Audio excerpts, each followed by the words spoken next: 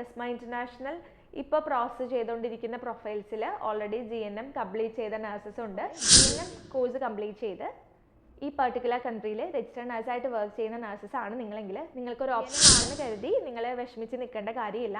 നിങ്ങൾക്ക് ഓസ്ട്രേലിയ ആണ് final destination എങ്കിലും ക്വാളിഫിക്കേഷൻ അപ്ഗ്രേഡ് ചെയ്യാനൊന്നും താല്പര്യമില്ലാത്ത കാൻഡിഡേറ്റ്സ് ഒക്കെയാണ്. ഹായ് എവ്രിവൺ, ഇംഗ്ലീഷ് സ്പീക്കിംഗ് കൺട്രിയിൽ വർക്ക് ചെയ്യുന്ന GNMസിന് വേണ്ടിയിട്ടുള്ള ഓപ്ഷൻ എന്തൊക്കെയാണ്, അതാണ് നമ്മൾ ഇന്നിവിടെ ഡിസ്കസ് ചെയ്യാനായിട്ട് പോകുന്നത്. ആദ്യം തന്നെ ഓസ്ട്രേലിയൻ നഴ്സിംഗ് രജിസ്ട്രേഷനിൽ ഒരു ന്യൂ പാത്വേ ഇൻട്രൊഡ്യൂസ് ചെയ്ത കാര്യം എല്ലാവരും അറിഞ്ഞു കാണുമല്ലോ. 6 കൺട്രീസിലുള്ള നഴ്സസിനാണ് ഈ ഒരു പാത്വേ എലിജിബിലിറ്റി ഉള്ളത്. UK, Ireland, Canada, Spain, US, Singapore തുടങ്ങിയ രാജ്യങ്ങളിൽ വർക്ക് ചെയ്യുന്ന നഴ്സസിന് ഓസ്ട്രേലിയൻ നഴ്സിംഗ് രജിസ്ട്രേഷൻ്റെ എക്സാംസ് ഇല്ലാതെ തന്നെ ലൈസൻസ് കിട്ടുന്നതാണ്. എന്നാൽ ഇതിന് കുറച്ച് ക്രൈറ്റീരിയാസ് ആപ്ര പറയുന്നുണ്ട്. ഈ ഒരു രജിസ്ട്രേഷനിലേക്ക് എലിജിബിലിറ്റി കിട്ടണമെങ്കിൽ അവർക്ക് കുറച്ച് രജിസ്ട്രേഷൻസിൻ്റെ ആ ഒരു ക്രൈറ്റീരിയ മീറ്റ് ചെയ്യേണ്ടതുണ്ട്.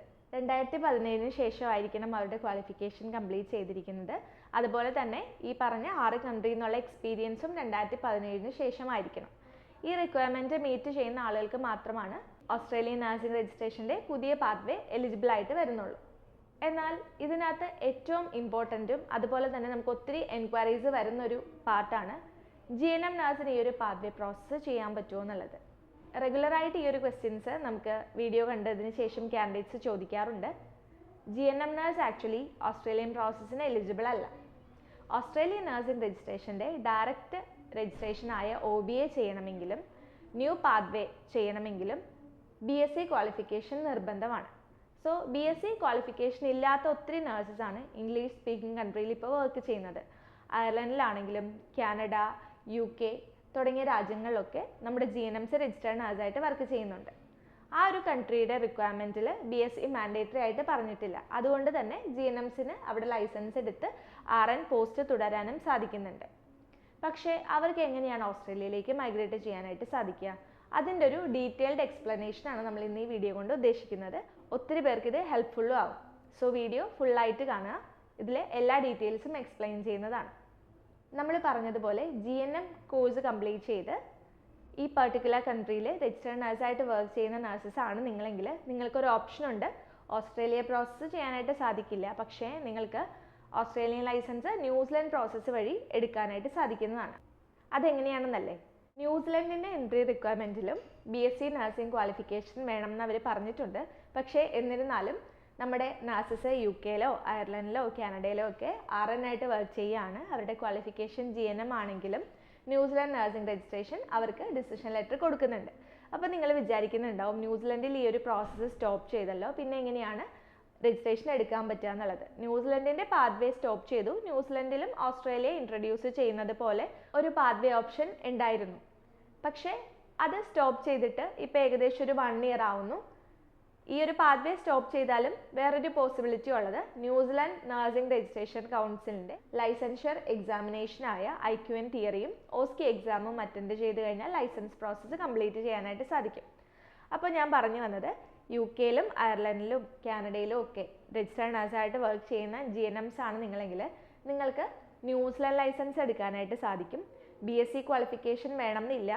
ആ ഒരു ക്വാളിഫിക്കേഷൻ വേണ്ടാത്തതിൻ്റെ റീസൺ എന്താണെന്ന് വെച്ചാൽ നിങ്ങൾ ഇംഗ്ലീഷ് സ്പീക്കിംഗ് കൺട്രി ആയ ഈ പറഞ്ഞ കൺട്രീസിൽ വർക്ക് ചെയ്യുവാണെങ്കിൽ നിങ്ങൾക്ക് ന്യൂസിലൻഡിൻ്റെ എക്സാംസ് അറ്റൻഡ് ചെയ്യാനായിട്ട് സാധിക്കും. പാത്വേ ഇപ്പോൾ നിലവിലില്ല, അത് സ്റ്റോപ്പ് ചെയ്ത് കഴിഞ്ഞു.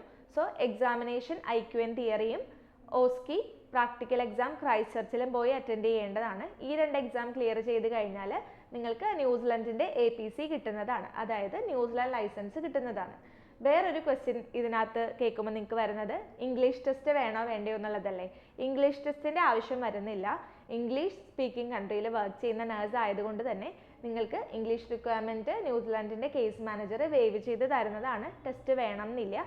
പക്ഷേ അവിടെ ഒരു കണ്ടീഷൻ ശ്രദ്ധിക്കേണ്ടത്, നിങ്ങൾ ഈ പറഞ്ഞ കൺട്രീസിൽ വർക്ക് ചെയ്യുന്ന സമയത്ത് അവിടുത്തെ ലൈസൻഷ്യർ എക്സാമിനേഷൻ ക്ലിയർ ചെയ്ത് കഴിഞ്ഞതിന് ശേഷം രജിസ്റ്റേർഡ് നഴ്സായിട്ട് വർക്ക് ചെയ്യാൻ കയറുമ്പോൾ ഇംഗ്ലീഷ് ടെസ്റ്റ് മാൻഡേറ്ററി ആയിട്ട് കൊടുത്തിട്ടുണ്ടാവണം. അങ്ങനെയുള്ള കേസാണെങ്കിൽ ന്യൂസിലാൻഡ് നഴ്സിംഗ് കൗൺസിലിൻ്റെ കേസ് മാനേജർ നിങ്ങൾക്ക് ഇംഗ്ലീഷ് ടെസ്റ്റ് ഇല്ലാതെ തന്നെ ന്യൂസിലൻഡ് എക്സാമായ IQN തിയറി എക്സാമിനേഷനും OSCE പ്രാക്ടിക്കൽ എക്സാമിനേഷനും അറ്റൻഡ് ചെയ്യാനുള്ള എലിജിബിലിറ്റി തരുന്നതാണ്.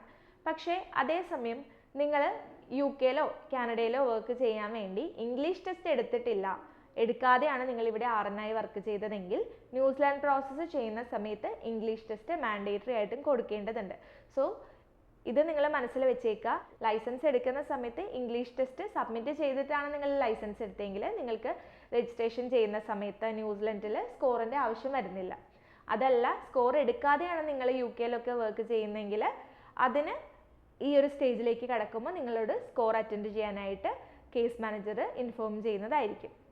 GNM ആണെന്ന് കരുതി നിങ്ങൾ വിഷമിച്ച് നിൽക്കേണ്ട കാര്യമില്ല.